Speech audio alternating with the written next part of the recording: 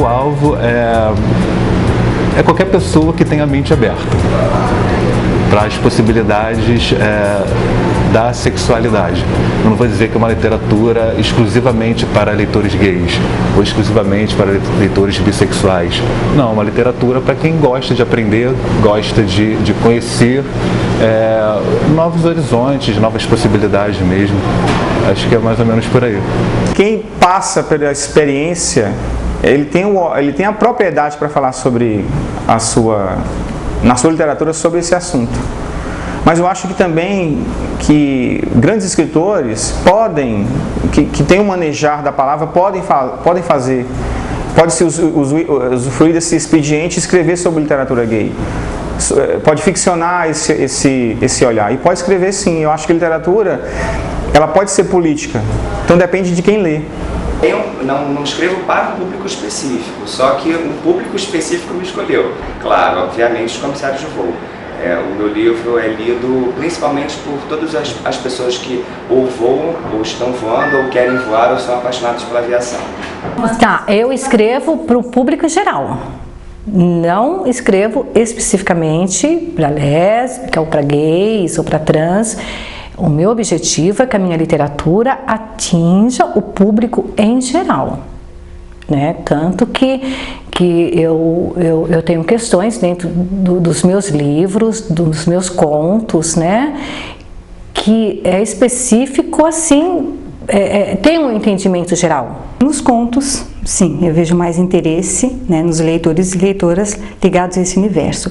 Estranhamente, a Catita, eu pensei que ela fosse para esse segmento, mas hoje eu vejo uma divisão muito grande, tanto que a Catita tem muitos leitores e leitoras que não tem nada a ver com o universo LGBT e vem a personagem como uma maneira de entender melhor o assunto. Então, o armário eu fiz ele especificamente para as pessoas conhecerem um pouco mais sobre a homossexualidade. Então, a princípio, não é só para quem quer sair do armário. Ele pega várias pessoas, pega professores, pais, mães de homossexuais, alguém que quer entender um pouquinho mais esse assunto. Porque, infelizmente, é bastante complexo, tem muito preconceito, tem muita deturpação e o público acaba sendo bem maior do que eu tinha programado. Os próximos livros também.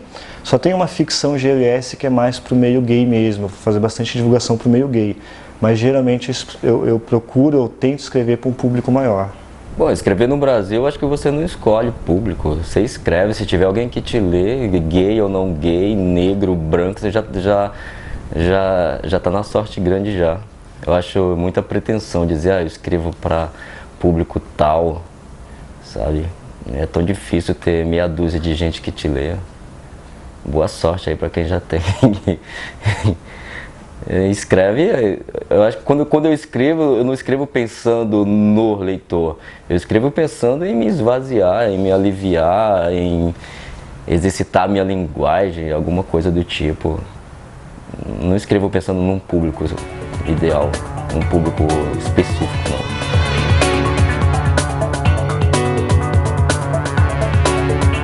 Essa questão do rótulo é meio complicada, na verdade é um assunto onde não há um consenso, até mesmo entre os escritores de literatura com essa temática. Porque o que é a literatura gay? Né? Se você for pegar assim, é um escritor gay que escreve a obra, ou é um escritor não gay que toma a liberdade artística e literária de escrever sobre essa temática, ou é o texto analisado de forma solitária, né? O texto olhado de uma forma à parte?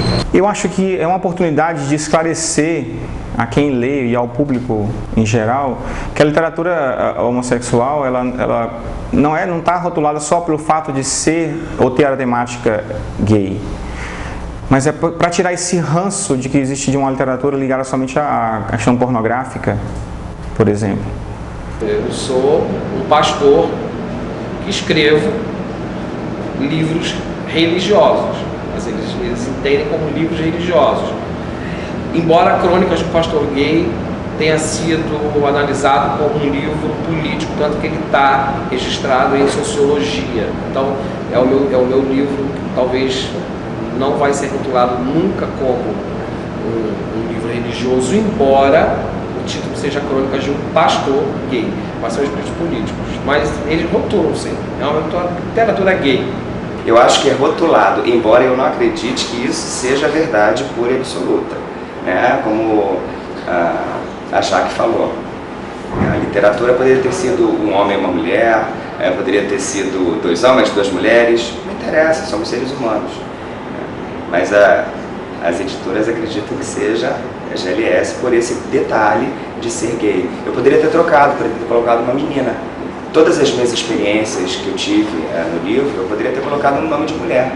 Mas eu optei, porque eu não sou assim, eu quis ser o mais verdadeiro possível nas minhas histórias. Ela é rotulada como literatura gay. Tanto que eu estou fazendo uma biografia sobre os moradores de rua, né? E quando alguém sabe disso, mas são moradores de rua gays. Então eles acham que eu estou fazendo uma biografia sobre moradores de rua gays, e não.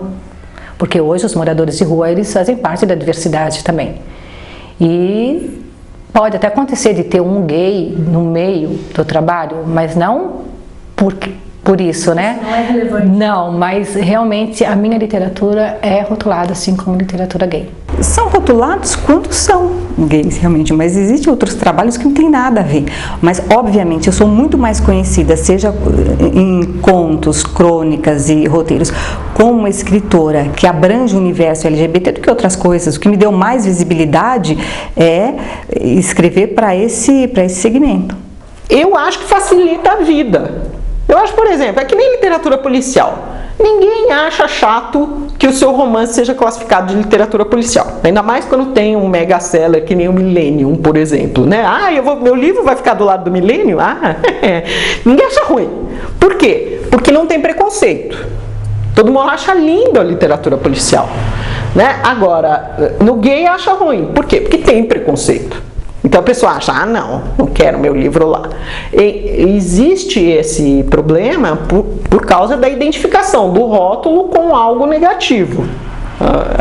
Isso é muito comum de ser feito. Mas eu acho incorreto, primeiro, associar algo negativo. Leia isso aqui, me diga se é ruim. Segundo, eu acho que a identificação facilita a vida do leitor. O leitor que quer policial, ele vai olhar na estante policial. Sabe, o leitor que quer literatura gay vai olhar na estante de literatura gay. Se o romance gay está lá escondido no meio do não sei aonde, não vai ser achado. Existe. E se não existe, nós metanoia, escândalo, malagueta, vamos estar instituindo no Brasil, sabe? Porque é um nicho crescente. O que eu percebo com os nossos livros é que tem uma demanda, né? Então tem muitas histórias ainda para serem contadas, tem muita coisa para se escrever ainda sobre a comunidade LGBT, tem muita coisa já escrita que está no âmbito das teses nas universidades e que ainda não virou livro, então ainda não alcançou a grande população. Então acho que existe sim esse gênero literário, literatura LGBT, mas não com um foco só, não é só o romance. Vamos abrir esse leque.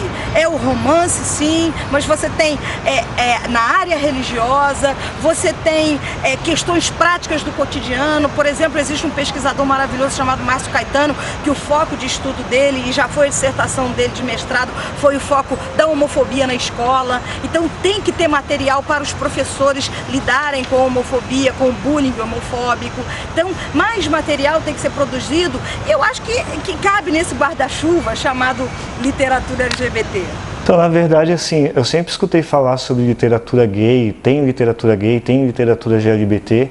Eu, particularmente, não me envolvo muito nisso. Como eu sou muito do meio literário, eu procuro não interferir em coisas que eu não domino. Eu respeito as discussões, eu respeito as opiniões.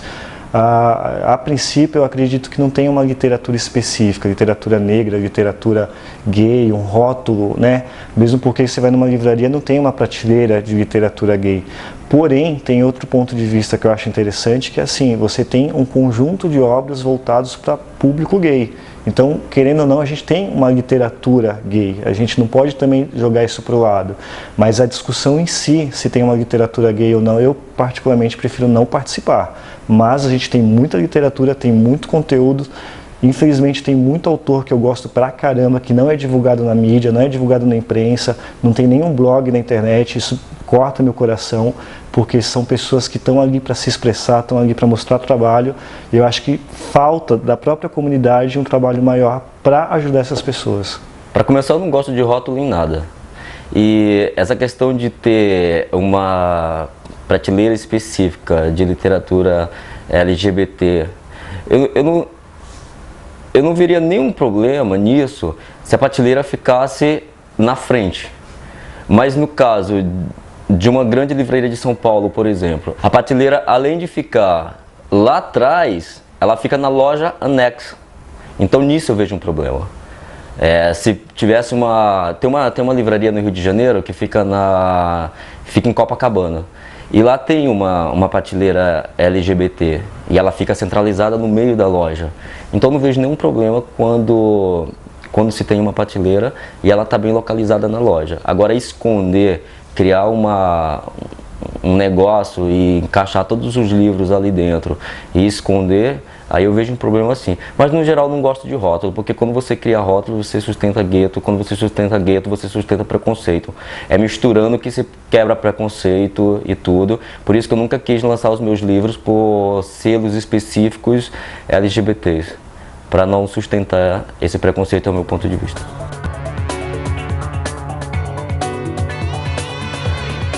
Isso não tem nada a ver, porque eu, por exemplo, não preciso ser uma formiga para falar sobre formigas, né? E eu discordo. Eu acho que o escritor, não existe curso para ser escritor, né? Eu acho que o escritor, ele já nasce dentro da própria essência dele, dentro da própria alma dele, e a sensibilidade que ele consegue captar, ver através de várias coisas, independe dele ser gay ou dele ser hétero, sabe? Eu acho que isso está totalmente fora. Mas infelizmente, né? Infelizmente, muitas pessoas não veem dessa forma, né? Acham, ela não é lésbica, então ela não tem como fazer um trabalho bom, né? Mas não é assim, não. Não tem que ser gay, né? Mas aí vem uma coisa de dentro para fora. Se você escreve a respeito de um assunto que você vivencia no dia a dia, tá?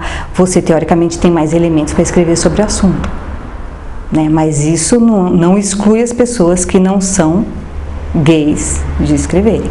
Eu acho que a gente precisa ser humano para escrever literatura gay. Eu acho que a gente precisa ser humano para escrever literatura hétero. Eu acho que a gente precisa ser humano para escrever sobre Deus, e esse Deus que pode ter vários nomes, pode ser Buda, pode ser Orixá, pode ser Jesus Cristo, enfim. Eu acho que a gente tem que ter a essência humana dentro da gente, né? A partir do momento que a gente olha para dentro da gente, nenhum dedo é igual, nenhuma árvore é igual a outra.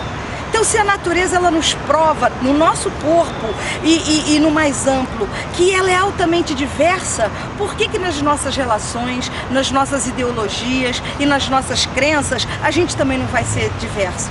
Por que no nosso desejo, o nosso amor também não vai ser diverso?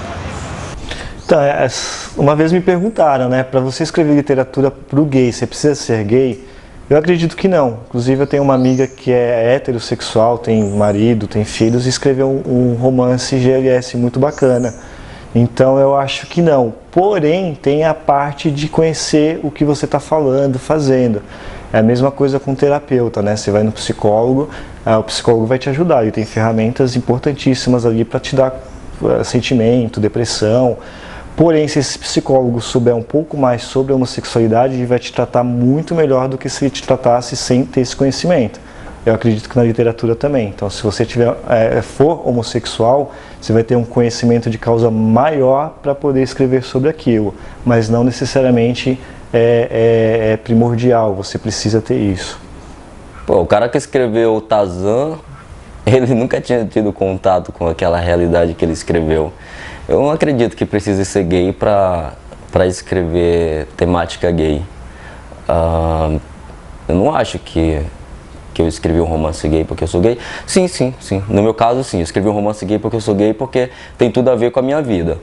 Mas não precisa.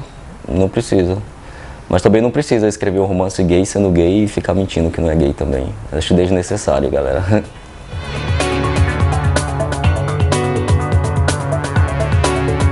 até mesmo dentro do mundo LGTB, há uma discriminação, eu vejo, homossexuais, enfim, uma bobajada tão grande, porque nós somos os primeiros que devemos respeitar a individualidade de cada um, a forma de ser de cada um. Se o cara quer ser bissexual, né? Por que não pentasexual, né? Transar com todo, ou N-sexual? Essa é uma bobajada muito grande, há uma disputa, uma ameaça, enquanto nós não formos mais seguros no que somos, no que os outros podem ser, né? E respeitar isso, vai ser complicado fazer a sociedade nos respeitar mais. Acho que o respeito interno tem que ser muito grande e muito unido para poder se chegar a um objetivo. Eu já sofri preconceito de leitores amigos meus que não são gays, entendeu? E que falaram que não ia ler o que eu escrevi porque não fazia parte da realidade deles. Agora vem cá, Harry Potter faz parte da sua realidade? Então eu acho assim, existe um preconceito que a pessoa acaba não lendo. Ela não quer nem conhecer o seu trabalho, ela não sabe o que você faz. Entendeu?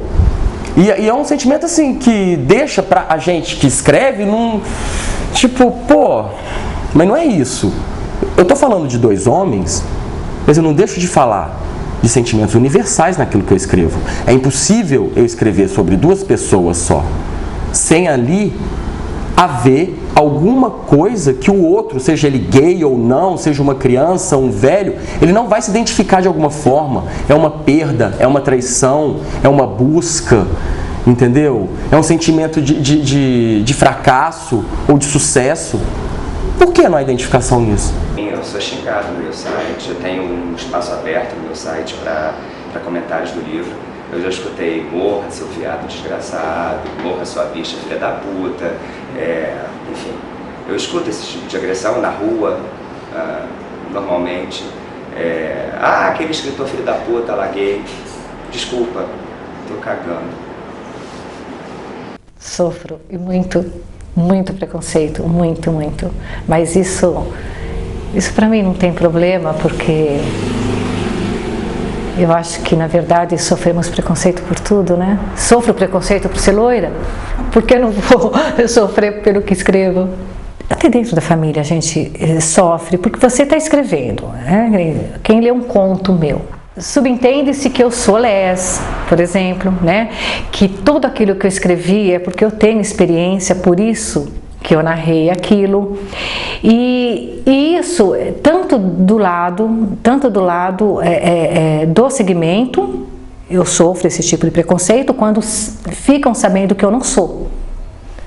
Então eu sofro preconceito. Pô, ela não é lésbica, o que ela está fazendo aqui, o que ela está escrevendo tudo isso, né? Então eu sofro esse tipo de preconceito por aí e sofro preconceito pelo lado hétero também, que não aceitam o fato de eu escrever esse tipo de coisa. Então o segmento vem de ambas as partes, né? Na realidade, quando você fala em gay ou homossexualidade, por conta do fundamentalismo religioso cristão, que é verborrágico e mentiroso em nosso país, as pessoas associam promiscuidade à homossexualidade. Isso é uma mentira crassa e a gente tem que desmistificar isso em todos os âmbitos, inclusive na literatura, né? Existe literatura heterossexual altamente erótica. Existe literatura LGBT também altamente erótica. Bom, preconceito por quê? Por ser gay, por ser nordestino, por ser baixinho, por ser pobre, por ser o quê? Todo mundo sofre preconceito no país. Agora ficar se escondendo atrás dele, dando uma de coitadinho, não, nunca fiz. Sabe, sou nordestino sim, sou gay sim. Você tem que bater de frente, não tem que dar uma de coitado, porque todo mundo sofre preconceito no Brasil, sabe? Prova disso é esse momento que a gente está vivendo agora, que todo mundo achava que estava tudo bem, de repente surge um idiota aí com umas ideias cretinas e um monte de seguidores. Mas já sofri sim, mas nada que me abalasse não, tranquilinho.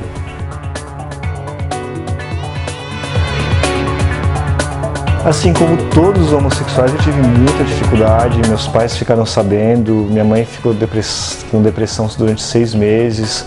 Não foi fácil, acho que depois de uns 10 anos ali, batalhando todo dia, tentando entender, começou um pouco da aceitação.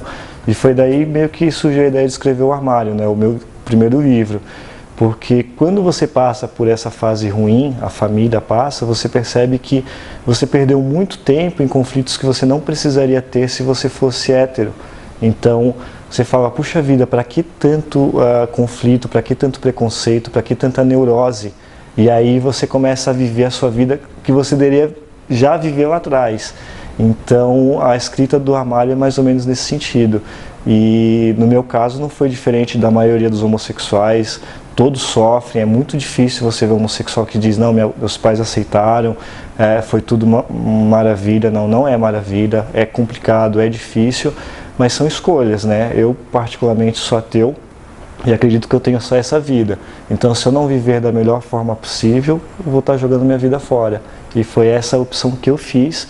E às vezes eu espero que as pessoas também façam isso, usem a vida que cada um tem da melhor forma possível. Essa minha luta foi desde que eu me entendi como gente, porque quando eu me entendi como gente, eu já me entendi como um garoto diferente dos outros garotos, por sentir diferente, por perceber que eu sentia diferente dos meus irmãos, dos meus primos. E daí foi, primeiro, essa luta de entender por que eu era daquela forma, e aceitar que eu era diferente já lá na adolescência. Foi muito dolorido, até mesmo porque eu vivia sob a capa preta da Bíblia, então era um peso muito grande. E eu lembro que eu fiz muito jejum. Eu acho que lá em casa eu fui o ser que mais fez jejum, porque para cada vez que me masturbava eu fazia 2 dias de jejum. Eu tinha que processar aquele pastor hoje para me fazer passar por aquilo. Então, se masturbar já trazia uma culpa cristã tão grande, imagina então me pensar trepando de verdade com outro carinha, com meu colega da escola, com meu primo, que era um tesãozinho. Então, era bem pior. E daí aí vem, você é educado, eu sou de um estado bem conservador, de uma família bem conservadora, então você é educado para ser hétero, você é educado para ter 6 filhos, você é educado para bater na mulher, você é educado para gritar dentro de casa, e de repente você vai descobrindo que, pô, você não quer ter uma mulher para bater nela, você não quer ter 6 filhos para pôr aí no mundo, já tem gente demais. E você não sente tesão em mulher como você sente em homem, porque até sentia tesão em mulher. Minha iniciação sexual começou com mulher. Eu dei uma entrevista semana passada e o cara perguntou como foi a minha infância. Eu falei, podia ter pulado perfeitamente. Podia ter nascido e começado aos 12 anos, quando foi minha primeira trepada. Então, que foi com uma mulher. E daí teria sido perfeito, se não tivesse tido esse intervalo entre meu nascimento e meus 12 anos. Nasceu, fudeu e começou a vida. Maravilha. Mas infelizmente não foi. Foi cheio de conflitos, sim. Conflitos com família, com coleguinhas de escola, mas mais mesmo comigo, porque eu achava que eu era o único moleque daquele jeito. E aí virei adolescente, achava que eu era o único adolescente daquele jeito. E depois de muito tempo, quando eu já estudava em São Luís e tudo, foi que eu descobri que eu não era daquele jeito, através de um garoto que estudava na minha escola, não na minha sala, mas estudava na minha escola. Mas eu também não queria ser como ele, porque para começar o apelido dele era Maria na escola. Eu falei, pô, mas eu também não sou assim, eu acho. Pelo menos eu não queria ser. E é isso, aí depois de várias namoradas e tudo, e rompi com a igreja, rompi com a família e rompi comigo mesmo para poder aceitar o que eu sou.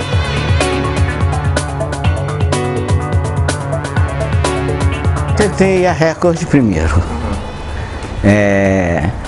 Aí ficaram naquela punheta de está sendo avaliado, ainda estão lendo, e já tinha mais de um ano, não acontecia nada. Mandei para a Globo também. Ah, seu livro foi aprovado, mas vai entrar numa lista de 15 para ser editado ano que vem. Sabe essas coisas que você não faz fé? Eu entrei no Google, eu entrei no Orkut, na época não tinha Facebook. E aí procurei editoras gays, editoras GLS, editoras normais. Eu mandei original para todas e todos. Recebi não, até que a Metanoia disse sim. A literatura gay, por você ser gay, você espera logo de um livro. Sacanagem, putaria, sexo, gay andando no gueto. Só no final do livro ele vai encontrar o grande amor, e aí? E esse grande amor, como é que desenrola? Eu não li nenhum livro gay até hoje que tem um amor que continua na história. Eu não li, eu não sei se tem, eu não achei. Eu sempre fui muito curioso, então antes de escrever O Armário, eu andei pesquisando como que se publica um livro. E a ideia de publicar um livro, até legal para quem está assistindo e quer publicar um livro, é assim: você produz a tua obra literária, você imprime algumas cópias, manda para as editoras, levam 2 a 3 anos, porque elas recebem muito. Se gostarem da tua obra, eles te chamam e mandam produzir 1000 exemplares. Desses 1000 exemplares, eles te dão 10%, 70%, que serão 70 ou 100 livros. Esses livros você tem que vender para os amigos. Quando eu percebi que o armário estava pronto e queria ter um trâmite muito grande para lançar ele, eu parti para a parte independente. Não procurei nenhuma editora. Falei assim, eu vou bancar tudo sozinho. Só que para bancar tudo sozinho, eu não tinha condições financeiras. Tive que fazer empréstimo em banco, eu tive que aprender CorelDRAW, PageMaker, editoração. E foi bacana, porque eu conheci muita ferramenta. Um amigo fez o desenho da capa, que eu conheci pela internet, que eu devo bastante a eles por isso. Então, a minha produção em si foi independente. Eu fiz um site, as pessoas compram o meu livro até hoje pelo site, que é o www.oarmario.com. Mas eu não segui essa parte tradicional de buscar uma editora, publicar. Quando eu escrevi o Confissões ao Mar, em 97, daí eu comecei a pesquisar o que era o mercado editorial e tudo, e eu já percebi que eu não queria me encaixar nele. Porque o que eu tinha planejado para mim não dava para... O caminho que eu queria percorrer não dava para percorrer dentro do mercado editorial padrão. E daí eu já parti para ser independente mesmo. Como o livro teve um sucesso de venda em 2000, quando foi lançado, as edições GLS, que faz parte do grupo Sumos, terminou levando o livro para a Bienal do Livro. Então houve esse contato aí com uma editora, com um grupo editorial tradicional, que é o Sumos. Então, quando o livro esgotou, e aí eu, por outras razões pessoais, eu decidi não reeditar.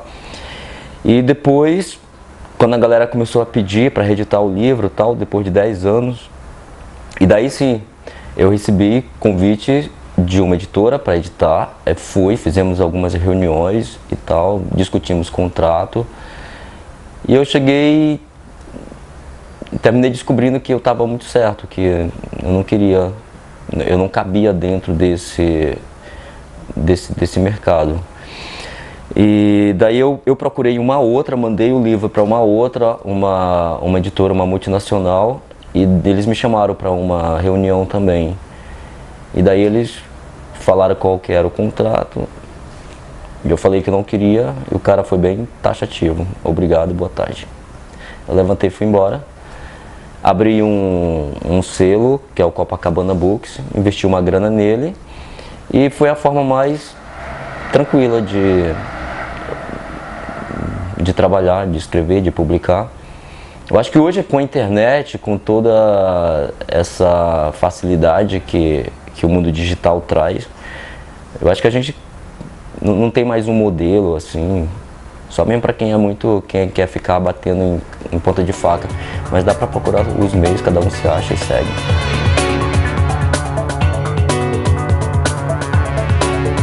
O brasileiro lê pouco, é fato, né?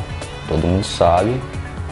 E campanha eu acho que ajuda sim, porque não adianta você produzir um sabão e não ter uma publicidade em cima dele, ninguém vai saber que você produziu um sabão e tal.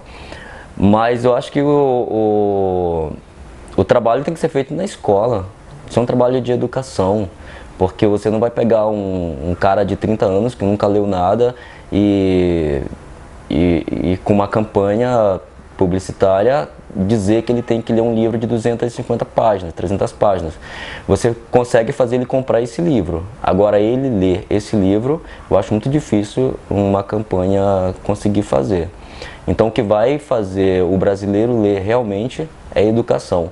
O que eu percebo hoje é muita gente fica falando de incentivo à leitura, de que o jovem não lê e tal e tal. E essas pessoas que falam são pessoas que não leem, nunca leram e não leem. Então reclama que os filhos não leem, mas pô, os filhos nunca viram os pais lendo nada. Como é que vai esperar que o moleque leia se ele não lê? Se na escola ninguém incentiva a leitura, em casa ninguém incentiva a leitura. E não sou muito otimista, não. Vendo como as pessoas se comportam diante desta realidade, não vejo que vai mudar muita coisa nos próximos anos, não.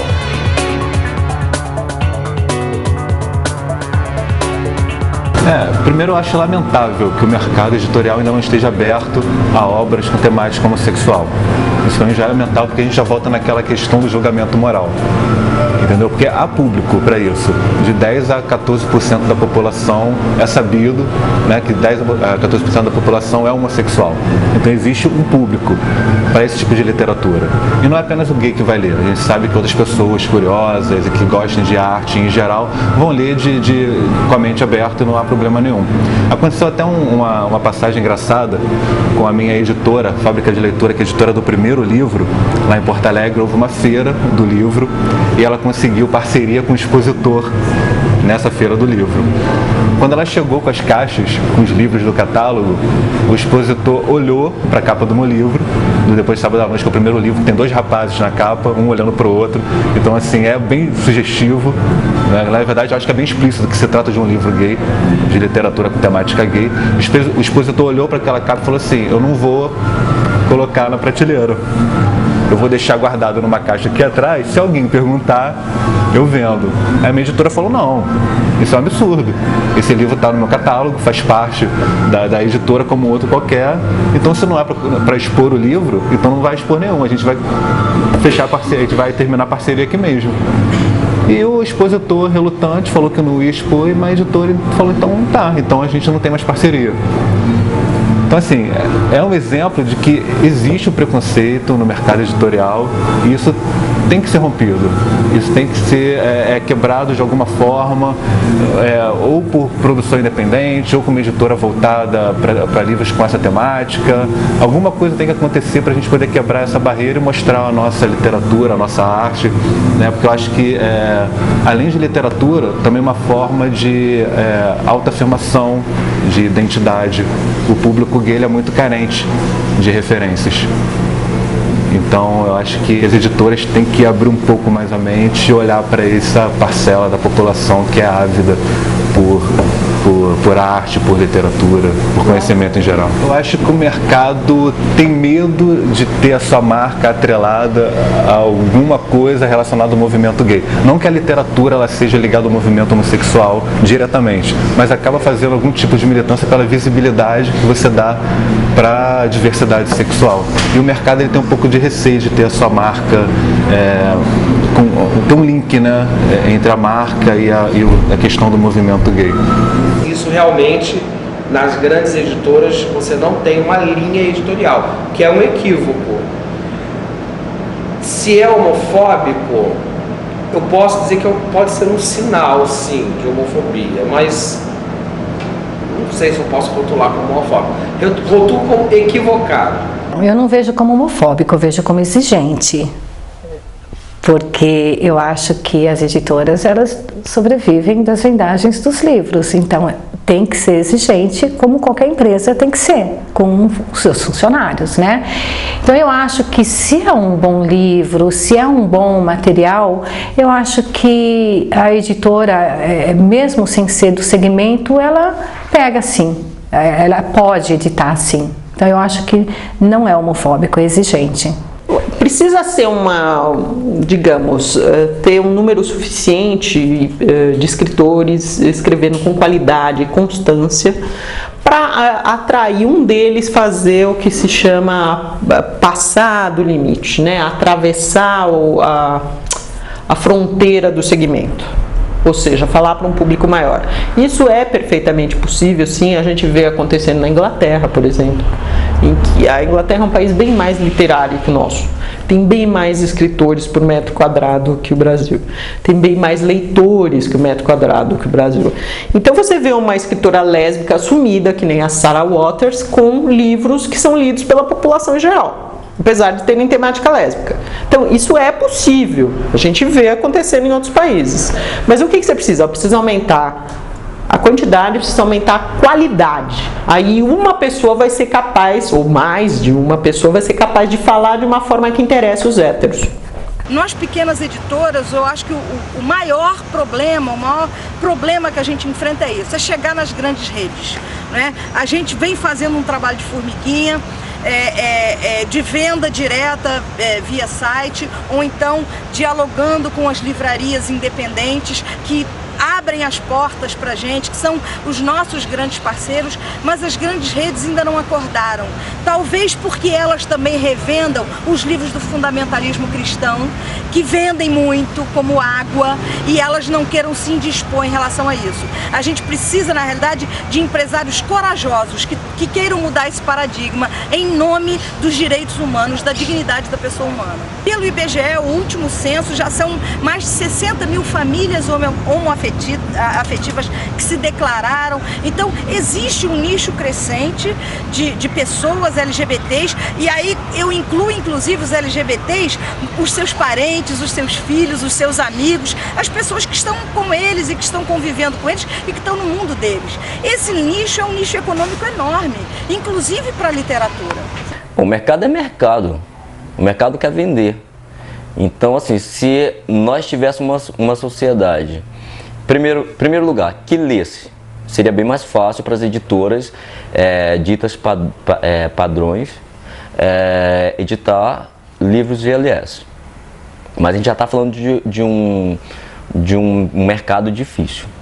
E daí ainda tem a questão do preconceito. Se a gente tivesse uma sociedade que fosse lavada de preconceito e de tudo, então o mercado teria uma outra forma de se comportar. Eu acho que quem vai mudar o mercado não são os escritores, quem vai mudar o mercado é o leitor, porque é o leitor que vai dizer o que ele quer ler, o que ele está a fim de ler, sem frescura, sem viadagem, sem essa coisa de preconceito, de merda nenhuma, e daí o mercado vai responder, porque o que os caras querem é vender. Não importa se é um livro, se é uma caixa de sabão, eles querem vender. Eu não sei com relação ao mercado, mas o que eu percebo é que a homossexualidade em si ela é mais discutida hoje. A gente tem internet, a gente tem YouTube, a gente tem vídeos, a gente tem blogs, a gente tem uma infinidade de informações que nós não tínhamos no passado. Porém, é o que eu disse para uma jornalista outro dia. Ela falou assim, não, mas hoje vocês falam sobre a homossexualidade mais fácil, melhor, então hoje é mais aceito, é melhor visto. E eu falei, não, nada disso. Teve uma pesquisa na Universidade do Rio, recente, que foi feita uma pesquisa com jovens, e a resposta deles sobre a homossexualidade é a mesma resposta que os nossos avós davam sobre isso. Então, na prática não mudou muita coisa. Ainda é complicado ser homossexual, ainda é difícil, a gente está falando mais sobre o assunto, mas o preconceito ainda existe, ainda impera, então ainda é muito complicado essa questão. Mas óbvio, quanto mais se fala, mais se desmistifica, mais pessoas estão indo na mídia falar sobre isso, né? Antigamente a gente tinha poucas pessoas chaves, hoje a gente tem muita gente que fala muito bem sobre, e eu acho que a gente está crescendo esse público. Então o mercado editorial ou outros produtos para o meio gay, ele vai acompanhando esse processo, mas é um processo lento, difícil e não está tão bom quanto a gente imagina que esteja.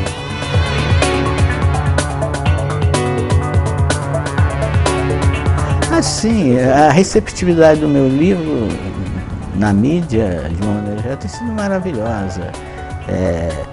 Eu ainda não recebi nenhuma crítica que desabone o meu livro, né? Eu estou um pouco me lixando se se acham que o meu texto tem valor literário. Entendeu? Depois que o Weiss disse que tinha, para mim o resto é o resto, entendeu? E também eu acho que o importante do meu livro não é como obra literária, ele pode até ter esse valor, mas é como um depoimento verídico. Eu acho que a força do meu livro está na testemunha mesmo, na questão da autobiografia, onde eu tento não escamotear nada, ser o mais sincero possível, numa linguagem entendível, sem ser rebuscada, mas com sutilezas, com delicadeza, enfim, e ter um ritmo, né? Eu acho que a literatura, o livro precisa ter um ritmo, senão você dorme. Eu me interesso em saber, muitas vezes, qual foi a parte que mais bateu, de que forma o livro bateu naquela pessoa, né? Eu tenho esse cuidado de tentar atender a todas as pessoas que me procuram pelo Facebook, conversar com elas, no mesmo pé de igualdade, enfim. Eu tenho sido lido por muita gente que não é gay, muita gente heterossexual. Tem dito e me dito: Sérgio, parei para conversar com meu marido sobre uma série de coisas que você colocou no livro. Começamos a ler o livro juntos, na cama, na hora de dormir. E a gente debate, discute, troca ideias. Isso enriqueceu a nossa vida demais. Como que uma pessoa, contando uma história, né, tipicamente LGBT, uma história tipicamente gay no meu caso, né, pode falar para heterossexuais? Porque, na verdade, o livro fala de vida, de felicidade, de individualidade, de liberdade, né? E é por isso que eu acabei escrevendo, para poder esclarecer, para poder organizar as minhas próprias ideias e veiculá-las de uma forma inteligível. Qualquer pessoa pudesse entender, sendo gay ou não. É porque eu gosto desse contato. E esses leitores gays, por falta mesmo de material, por falta de referência, eles te dão muito feedback. Eles estão sempre em contato com você e acabam, né, criando vínculos até de amizade. Quando eu tinha o meu blog, que eu publicava assuntos em geral, eu recebia mensagens de todo tipo, até de conselho amoroso, sentimental, sexual. Eu virei um conselheiro assim durante muito tempo. E às vezes eu abria minha caixa de e-mail, tinha N e-mails não lidos, eu demorava a responder porque eu não tinha mais tempo, mas era muito bacana esse retorno. Eu não sei se escritores de literatura com público mais amplo têm esse retorno. Eu tenho muito pouco feedback de quem não é cristão. A minha literatura ainda está muito restrita ao meio cristão.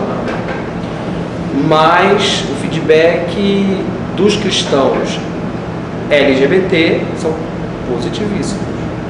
O feedback dos cristãos tradicionais são péssimos. Assim, quando eu lancei o Armário, eu fiquei um pouco com medo, né? Porque eu estava investindo grana, estava investindo tempo, todo um trabalho para você lançar um livro independente. Eu fiquei muito preocupado, porque eu pensava comigo: bom, meus amigos vão comprar, porque são amigos, vão colocar na estante, se não gostarem vai morrer na estante, meu trabalho todo morre na estante. Então é um risco que você corre. E com o Armário, quando eu lancei, eu fiquei muito preocupado com isso. Assim, meus amigos compram, colocam na estante e morre.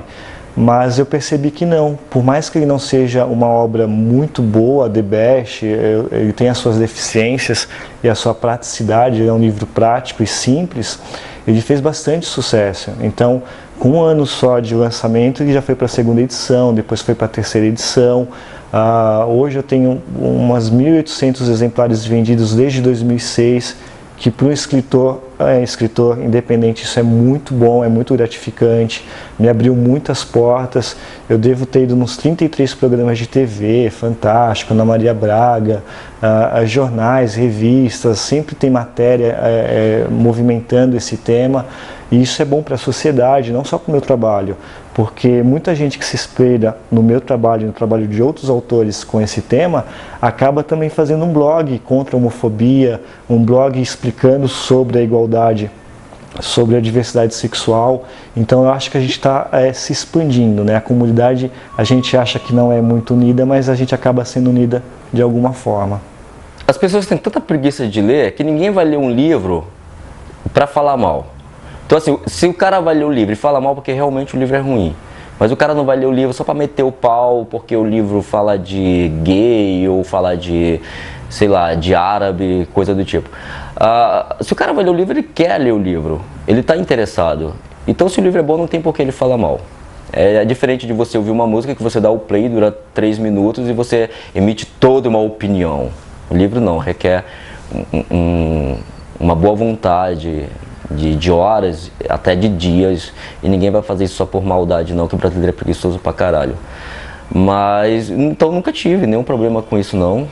O feedback que eu tenho dos meus leitores é muito positivo e daí é que esse feedback é que faz eu perceber que uma grande parte dos meus leitores é composta de heterossexuais e dentro dessa parte que é de hétero é um número muito grande de mulheres. O que eu percebo que pelas histórias que eles me escrevem, que eles me contam, o livro sempre não, mas quase sempre passa da mão do filho para a mão da mãe, para a mão da irmã, do irmão e às vezes do pai. Então, isso é muito bacana.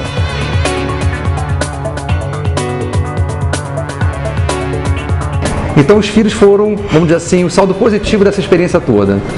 Também foi positivo, de uma certa forma, o fato de que hoje eu tenho uma visão desses bastidores que muita gente que está do lado de fora não tem e que ainda às vezes se deixa encantar pelos cantos de sereia que de lá vem, né? Eu já não estou mais nessa fase, já estou naquela situação em que a pregação religiosa, para mim, quando ela começa, eu já sei como ela termina, né? Quando eu saí da igreja, e isso foi depois de 18 anos de evangelicalismo, né? Eu também saí do armário, mas foram duas coisas que não são idênticas, apesar de serem muito próximas em termos cronológicos, né? Quando eu decidi me assumir gay, eu fatalmente tive que repensar as minhas posturas cristãs. Eu tive que repensar de que forma. Ou eu era gay e aquelas verdades que eu considerava absolutas me condenariam eternamente, ou aquelas coisas que eu tinha ouvido o tempo todo não passavam de construto social, construto cultural. Religião, entre outras coisas. Religião como música, como teatro, como literatura, como dança, como cinema atualmente, e por aí vai. Então, em função disso, eu acabei me desligando da igreja, mas não só saindo da igreja geograficamente, né? Também fazendo uma revisão completa de tudo aquilo que eu tinha ouvido desde pequeno, passando pelo crivo da razão mesmo, nua e crua, sem medo do que eu pudesse descobrir a partir disso. Inclusive, chegar à conclusão de que, de repente, tudo isso era falso. Eu não estava com esse medo, eu não tinha mais esse medo. Esse medo eu tinha antes, quando eu me negava a questionar o dogma, né? E aí, a partir disso, eu acabei entrando numa militância pessoal, porque as pessoas começavam a me perguntar por que eu larguei, como é que eu conciliava isso hoje e tal, e eu acabei escrevendo, falando, entrevistas vieram, a revista Época me entrevistou em 2004, falando sobre grupos de terapia de reversão homossexual para heterossexual. Eu fiz parte de um grupo desses, eu fui cofundador de um grupo chamado Movimento pela Sexualidade Sadia, MOSES, aqui no Rio de Janeiro, que ganhou projeção nacional na época, principalmente na década de 90, de 80 para 90, não, de 90 mesmo, porque foi em 97 que nós fundamos o grupo, isso, 97.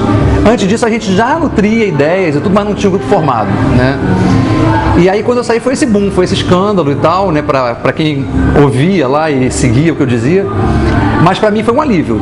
E eu fiz questão mesmo de falar publicamente sobre tudo aquilo que eu considerava ser falácia agora do movimento e que eu só pude descobrir como tal a partir do momento que eu também me expus, né, a essas ideias e deixei, vamos dizer assim, que a experiência acabasse sendo juiz da verdade, né?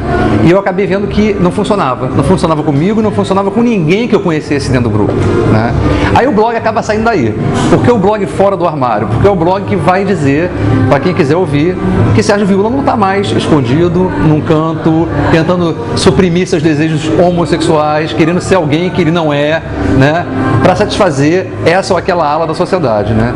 Então é bem, desse ponto de vista, um blog libertário, né? Não tem medo de falar de nada, mas segue essa linha mais racional e liberal do ponto de vista da sexualidade. Ela vem também na necessidade de esclarecer. Por quê? Muita gente me perguntava aqui e ali, né, uma série de coisas, e eu acabava respondendo a mesma pergunta 10, 15, 30 vezes, né? Eu pensei, por que não compactar isso tudo num livro e, ao mesmo tempo, contar a minha história, mas também questionar esses dogmas que levam as pessoas a essa autopunição, a essa autorrejeição, que acaba gerando neurose e uma série de outros problemas, né? Essa questão da homossexualidade era tão tão fantástica, tão universal, é tão natural, né, que ela está presente em qualquer campo religioso, né? Eu estou falando especificamente católicos e protestantes, mas eu posso contar um caso judeu, por exemplo. Eu tive uma vez uma relação com um judeu que eu só descobri que ele era judeu porque eu vi a Torá em cima da mesa. E perguntei para ele, depois de uma noite maravilhosa de amor, perguntei para ele: você é judeu, evangélico ou católico? Ele falou: sou judeu. Logo vi sua Torá aqui em hebraico. Sua Torá aqui em hebraico. E como é que fica essa questão da homossexualidade na sinagoga? Ele falou para mim: olha, eu fui casado, tive mulher, larguei minha esposa, ela casou com outro judeu, está super feliz, é minha amiga até hoje e eu convivo bem com a sinagoga. Não tenho nenhum problema, as pessoas sabem que eu sou gay. Agora, lógico que eu não sei se ele seria bem aceito do ponto de vista de um casamento na sinagoga, aí já é uma outra questão. Mas que ele está muito bem ajustado, está. Muito mais do que eu estive quando estava dentro da igreja. Então é possível ser religioso e ser gay? É. O cristianismo tem os alternativos aí, que são chamados de inclusivos. A sinagoga tem aí judeus e mais judeus. Algumas das maiores organizações de luta pelos direitos LGBT são israelitas, né? Israelenses porque são de Israel, israelitas porque tem uma tônica judaica mesmo, né?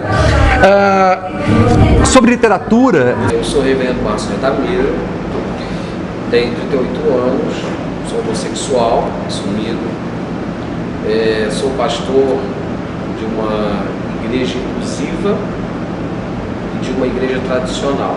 Então eu pastorei duas igrejas. A igreja inclusiva é a igreja da comunidade metropolitana do Rio de Janeiro, comunidade Betel, que faz parte de uma fraternidade universal, que é a chamada Fraternidade Universal das Igrejas da Comunidade Metropolitana, fundada em 1968 e presente em mais de 40 países do mundo neste exato momento. E pastorei também uma igreja tradicional, uma igreja histórica, a Igreja Presbiteriana da Praia de Botafogo, e sou teólogo, historiador, mestre em História Moderna, e nasci e me criei dentro da igreja, e quando houve da minha parte a questão de me assumir como gay, eu vivi um tempo fora da igreja. Retornei depois e revelei ao meu pastor de então a minha condição, e ele não viu impedimento algum de me enviar para o seminário para estudar e para ser ordenado teólogo e pastor. Nossas causas, uma das nossas bandeiras, apesar de sermos cristãos, é também a diversidade religiosa. Nós entendemos que o Brasil é um país laico, então todos têm direito a crer no que quiserem e até não crer em nada. Isso é um direito de todos os cidadãos do Brasil. E nós, como gays e cristãos, queremos que o Brasil seja um país laico. Então nós defendemos até a morte a crença de outras pessoas, que não seja a nossa crença. Neste sentido, Metanoia Editora já lançou uma biografia de Mãe Agripina, que foi uma das grandes vozes no início do século XX do candomblé no Brasil. Então uma outra defesa de Metanoia Editora é a defesa da liberdade religiosa. Então, assim, na verdade, a religião é um tema muito complexo. Eu vejo a religião hoje como pontos positivos, embora seja ateu. Pontos positivos, ela ajuda a se comunicar, ela tem a parte de comunidade, você se desenvolver dentro daquele círculo de amigos, colegas, enfim. Mas tem uma parte terrível, principalmente para os homossexuais, porque toda religião ela acaba condenando de alguma forma. E eu percebo, eu me formei em psicologia, eu tenho uma análise muito junguiana, eu sou muito simbólico. E eu percebo que a religião, mesmo em processos mais naturais, ela deturpa muito a vida de um indivíduo. Sim, sem sombra de dúvida. E eu acho que estamos vivendo o segundo período mais perigoso da nossa história, da religião influenciar diretamente na sexualidade das pessoas. Eu acho que depois da Idade Média, agora em 2013, principalmente no Brasil, a gente está vivendo isso. há 2 semanas eu estava passando na Praça da Sé e tinha um pastor fervoroso ali pregando e falando que os gays eram filhos de Satanás e que Deus tinha feito o homem para mulher e não o homem para homem e tal. Aquilo me incomodou bastante. Parei e eu estava com um amigo e a gente estava com uma câmera e a gente ligou a câmera, começou a filmar e ele falou, pode filmar sim, porque pode filmar, pode botar na internet. Eu falei, que bacana, agora a gente pode pôr na internet também, ele autorizou. E daí eu fui até a polícia, falei que aquilo não era certo. Aí o policial do posto da polícia falou que não podia fazer nada, mas se eu chamasse uma viatura, aí sim, para levar para depor e tal. Beleza, terminei chamando a polícia, fomos para a delegacia, perdi uma tarde inteira, saí de lá 8 horas da noite, mas foi super positivo, porque agora nós vamos ser ouvidos em juízo. Então o cara foi obrigado a pagar uma multa de R$5.000, e possivelmente ele vai ter uma punição maior do que isso. E isso é legal porque as pessoas têm que perceber que todo mundo acha que não dá nada, como ele mesmo estava falando. Levar para a polícia, já fui na polícia muitas vezes, não dá em nada. Dá sim. É só ter disposição, porque nós também temos nossos direitos. E tá aí. Agora ficar com os braços cruzados, vendo felicianos da vida fazer o que estão fazendo, a gente vai ser queimado daqui a pouco com mais bruxas.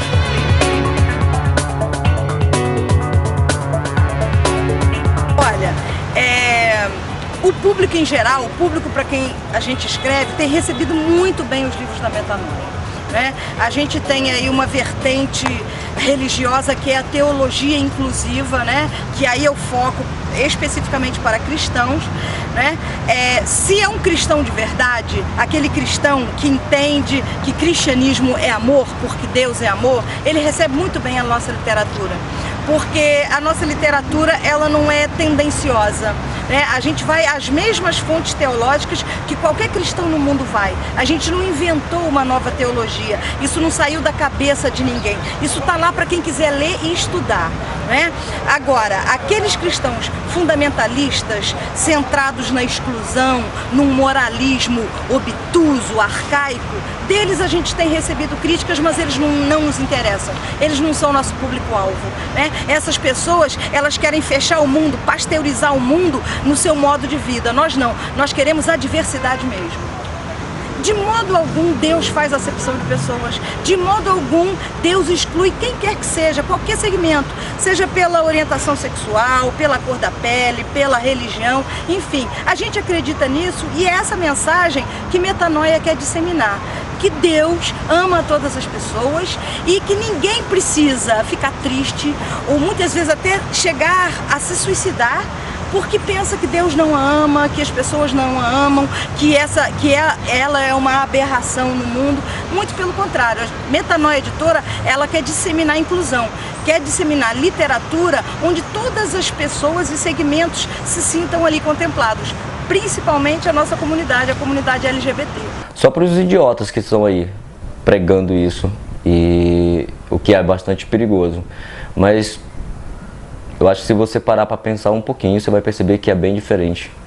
E o homem tem essa necessidade de criar Deus, de criar alguma coisa para acreditar. Eu tomo um Rivotril e vou dormir e resolvi a parada. Deus é uma outra história, uma outra história. Se eu for confrontar o meu Deus com o Deus que eles estão pregando aí, eu vou comer a caixinha de Rivotril. Acho que as religiões, elas pregam muito amor ao próximo, muito prosperidade, paz, mas não é isso que eles praticam no dia a dia. As pessoas, elas, para agredir o próximo é muito fácil, para interferir na vida do próximo é muito fácil. Então eu acho que quem crê em Deus, quem tem essa crença, independente do Deus, independente da religião, deveria pensar mais 2 ou 3 vezes antes de criticar o próximo, antes de falar alguma coisa contra, não só contra os homossexuais, contra qualquer um, né? Eu acho que a gente tem que ter espelho em casa, um espelho muito grande, a gente tem que começar a cuidar mais de si para depois talvez algum dia abrir a porta para os demais, assim, abrir a visão para os demais. Eu acho que quando a gente se cuida, a gente está inteiro, a gente está pleno, a gente está bem estruturado, a gente não tem tempo para ficar agredindo o próximo. Eu acho que falta um pouquinho da população, das pessoas, né, nesse ponto. Cuidar mais de si, cuidar menos do outro. Tem nada de amor, eles querem mais comércio, é mercado. É mercado, porque como se eu estou agindo em nome de amor, em nome de Deus, eu já julgo, eu já condeno, eu já falo que esse vai morrer no inferno, fulano que morreu como o pastor que eu levei para a delegacia, ele falou que os mormonos assassinos, eles tiveram o que mereceram, e que o parceiro lá do Leandro, acho que é o Leandro, que ele morreu de câncer porque mereceu morrer de câncer, e justificava os motivos e tudo. Eu tenho isso em vídeo. Então, porra, que amor que tem nisso? Não é o que eu conheço por amor, não.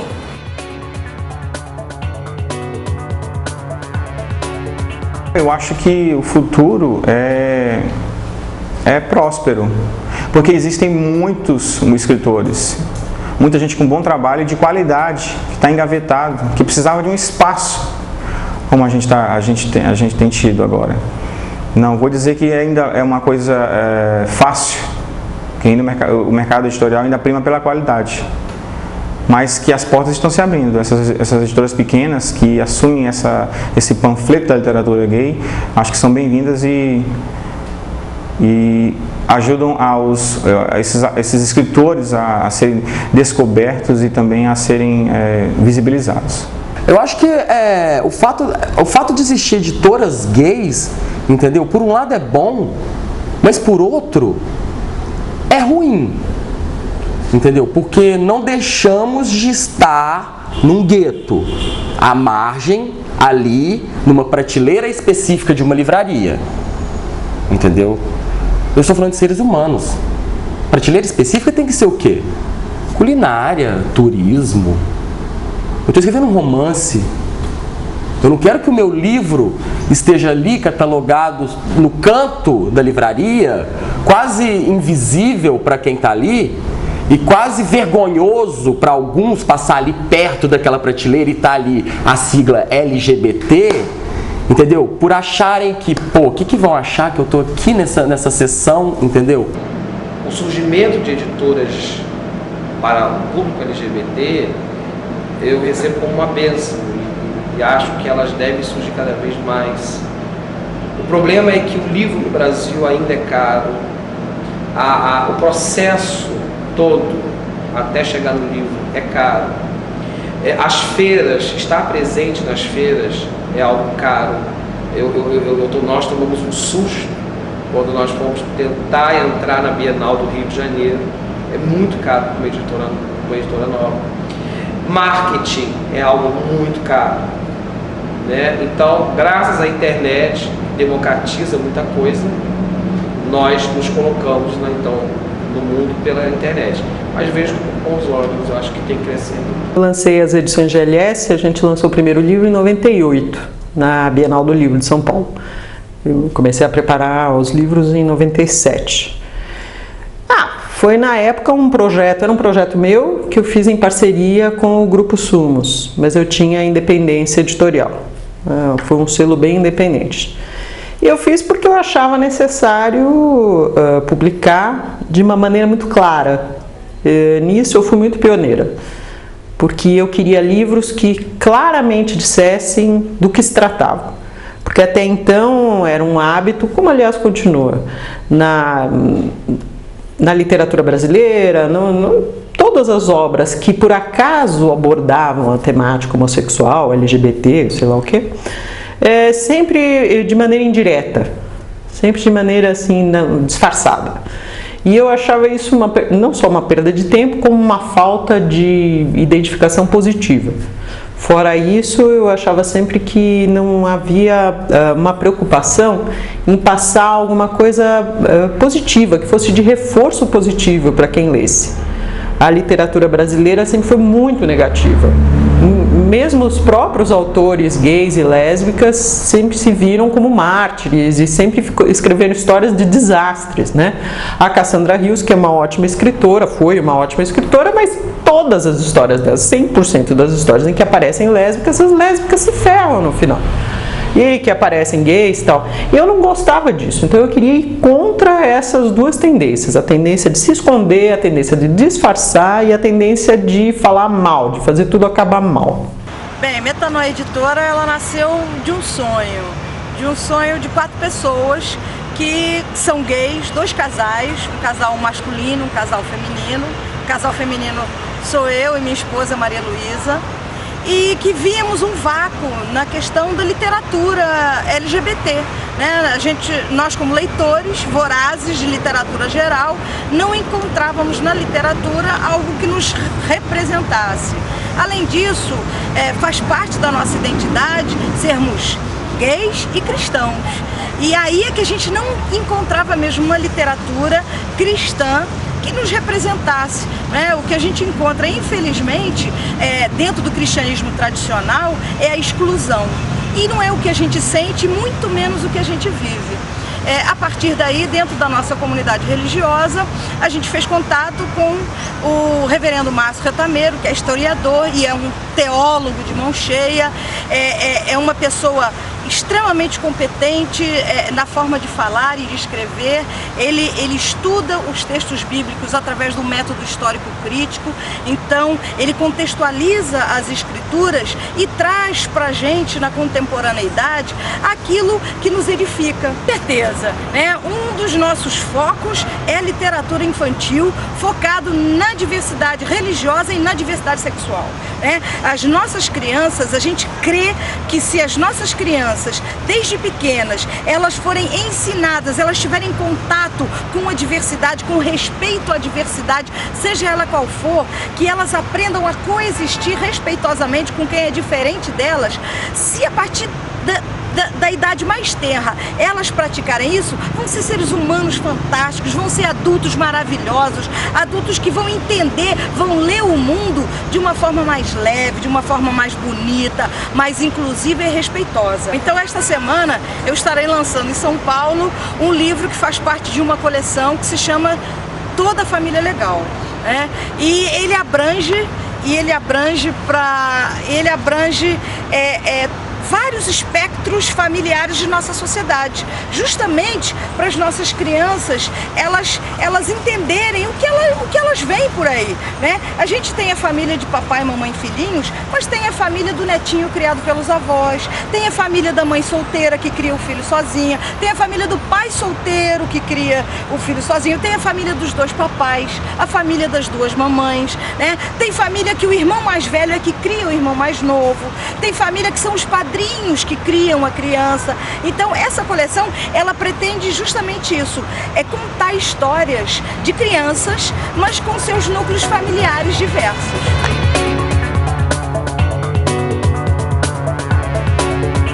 Terminei o primeiro livro, depois de sábado à noite, eu segui pelo caminho habitual. Eu peguei a sinopse, um capítulo do livro e comecei a disparar para editoras. Comecei a filtrar, né, as editoras que possivelmente poderiam publicar minha obra por ter já livros publicados com essa temática. Eu selecionei algumas e mandei. Recebi não, como sempre, até que eu desisti desse caminho e entrei num site. Foi dessa forma que a editora Fábrica de Leitura achou meu livro. Na verdade, ela achou um capítulo do meu livro. Ela se interessou pelo que ela leu e me pediu a obra completa. E aquilo me surpreendeu por causa disso, pela facilidade, pela rapidez com que eu tive uma resposta. Então, a partir daquele momento, eu falei, opa, tem mercado para isso, tem alguém aí nesse mercado que está realmente querendo publicar obras do gênero. Opinião bem pessoal sobre isso, que hoje eu acho, né, isso é sempre minha opinião, é claro, que para um autor que tem condições, eu acho que até o melhor caminho é uma edição independente hoje. Quando você consegue uma editora, né, que a editora apreciou o seu trabalho, tudo, e aí você fica o quê? Você fica naquela margem de lucro, né, que são 10%, né, das vendas dos livros, você fica presa à editora, que às vezes não te cede livros nenhum, além daqueles que ela já te deu como direitos autorais, você tem que comprar seu próprio livro. Então hoje, um autor que tem condições de investir no seu trabalho, uma edição independente é até melhor para ele, se ele tiver como fazer um bom marketing disso. Porque ele paga seu livro, né? Ele vende seu livro da maneira que ele quer, como ele quer. Nós temos aí as novas editoras, como a Metanoia, a Malagueta, a Escândalo, né, que está vindo com novidade aí no mercado. E eu acho fenomenal isso, porque hoje o mundo está tão modernizado que o próprio autor ele pode publicar o seu livro, divulgar o seu livro e até distribuir o seu livro, né?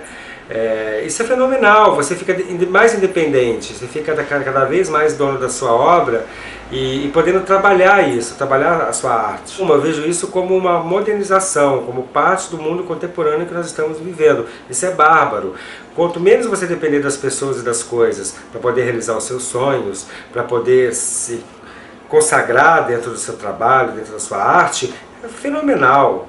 Assim, eu acho que as editoras GLS, elas fazem os trabalhos de formiguinha. Eu não tenho muito conhecimento, não sei qual o impacto disso no mercado, mas eu acredito que toda forma de visibilidade é uma forma aceitável. Desde a editora GLS que está batalhando ali no mercado editorial, quanto aquele garoto de 16 anos que tem um blog e bota foto de homem pelado. Eu acho que, embora sejam coisas grotescas, diferentes, cada um está fazendo a sua militância, né? É o garoto que bota foto de homem nu para outras pessoas visualizarem e se desenvolverem a parte da homossexualidade, ou a garota que escreve no blog as peripécias sexuais ou os amores dela para outras meninas. Eu acho que tudo isso são formas de visibilidade. Agora, quanto ao mercado em si, eu não sei qual o impacto disso, mas eu torço, logicamente, para que seja o melhor possível. Produção independente é um lance difícil, mas eu ainda acho que é o mais viável. Porque pelo menos quando você quer escrever porque é o que você quer fazer, porque você gosta de fazer, e não porque você quer aparecer no jornal, aparecer na TV e ter 5 mil amiguinhos no Facebook, eu acho que a produção independente é onde você vai poder exercitar, trabalhar a tua linguagem, ousar, sabe? E além de onde fala que... onde os linguistas falam que não pode ir, e você vai lá e vai além, e quebra as regras e tal. Então, dentro do mercado tradicional, você não consegue fazer isso. Além de todas as outras dificuldades, tem mais essa. Então, o que eu mais gosto da produção independente é essa liberdade.